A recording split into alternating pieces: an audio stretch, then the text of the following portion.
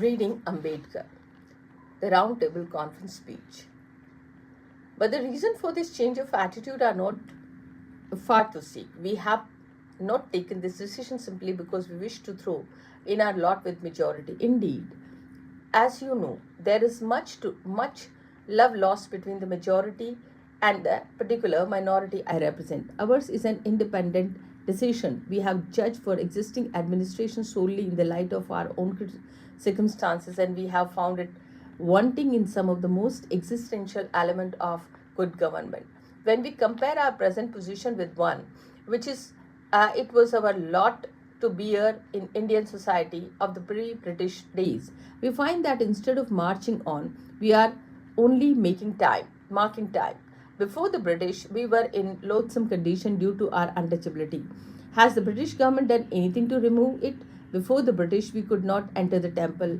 Can we enter now? Before the British, we were denied entry into people's police force. Does the British admit us in the police force? Before the British, we were not allowed to serve in military. Is that career now open to us?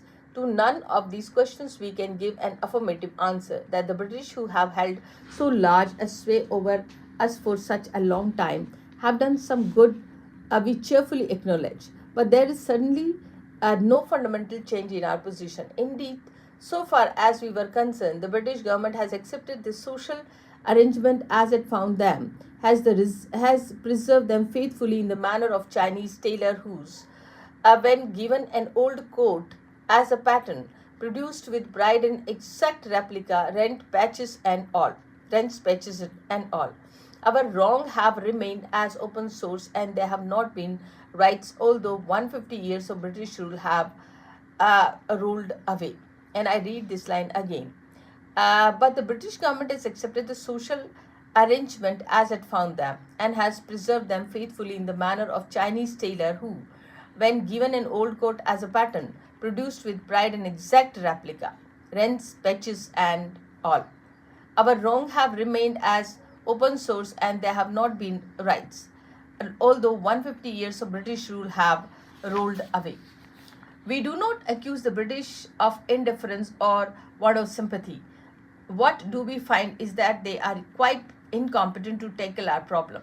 If the case was one of indifference only, it would have been a matter of small moment, and it would not have made such a profound change in our attitude. But what we have come to realize on deeper analysis of the situation is that it is not merely a case of indifference. Rather, it is a case of sheer incompetence to undertake the task.